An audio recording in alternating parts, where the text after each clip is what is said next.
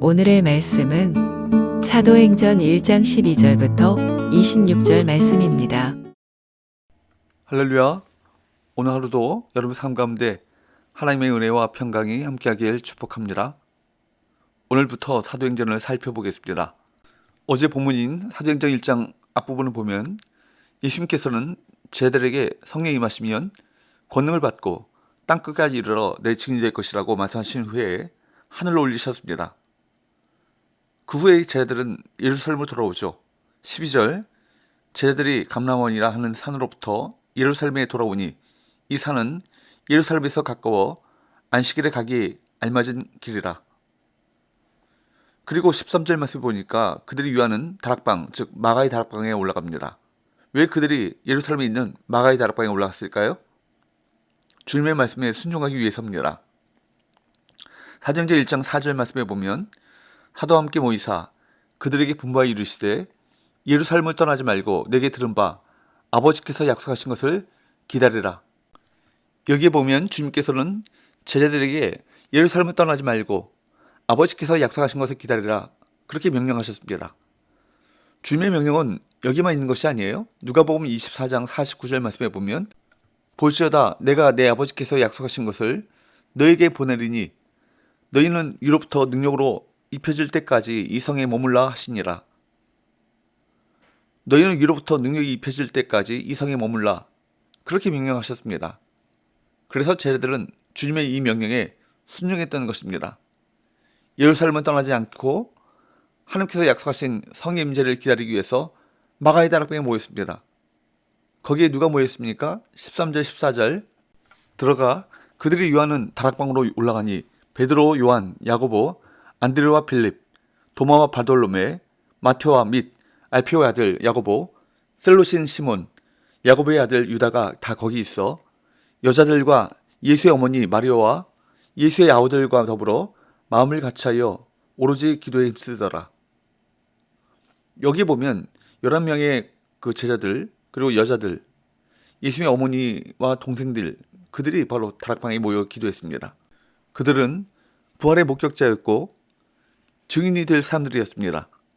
이들이 더불어 마음을 같이하여 오로지 기도에 힘쓰더라. 그렇게 14절에 말씀하고 있는데 그들은 기도에 전념하면서 성령께서 이끌어 가실 새 시대를 준비했던 것입니다. 한 마음으로 예수님이 당부하신 성령을 기다리며 기도했습니다. 간절히 매달렸죠. 영적으로 굶주린 사람만이 이렇게 할 수 있는 것입니다.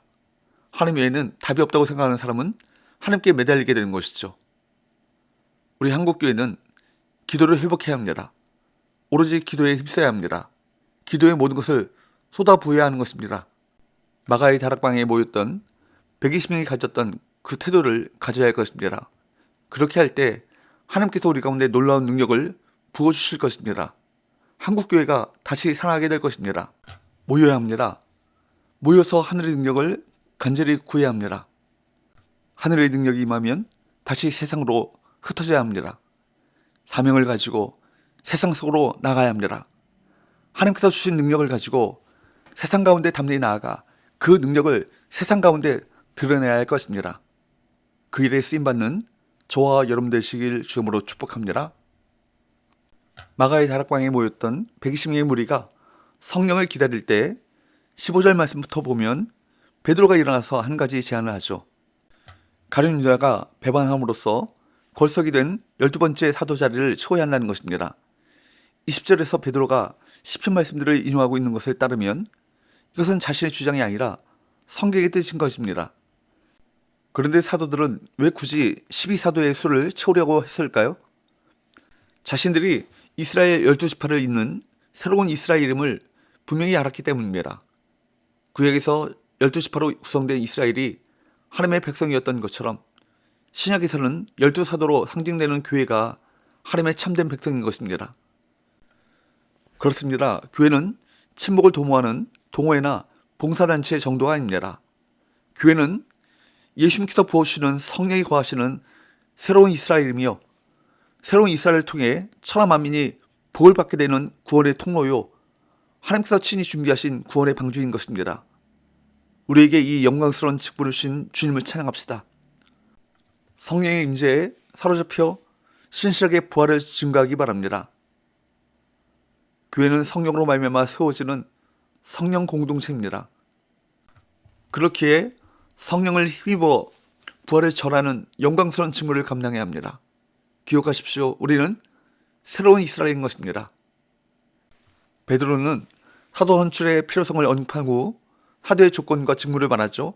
21절 22절 이러함으로 요한의 세례로부터 우리 가운데서 올려져 가신 날까지 주 예수께서 우리 가운데 출입하실 때에 항상 우리와 함께 다니던 사람 중에 하나를 세워 우리와 더불어 예수께서 부활하심을 증언할 사람이 되게 하여야 하리라 하거늘. 그러므로 사도란 누구를 가리킵니까? 그리스도의 부활을 목격한 자로서 그리스도 및 하나님께로부터 복음 전파의 임무를 부여받은 이들입니다. 제자들은 베드로의 말대로 유다의 자리를 대신해서 12사도의 수를 채울 자를 선출하기로 결정합니다. 그리고 두 사람이 후보자로 추천되었죠. 23절 말씀에 보면 그 두 사람은 요셉과 마띠아였는데 그들에 대한 기록을 다른 곳에서는 찾아볼 수가 없습니다. 두 사람은 모두 직분에 적합한 사람들이어서 누가 더 적당하다고 말할 수 없었습니다. 그러나 둘 중에 하나만 선택해야 했습니다.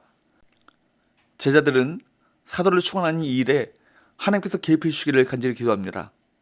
그리고 그 사도에 마띠아가 선출됩니다.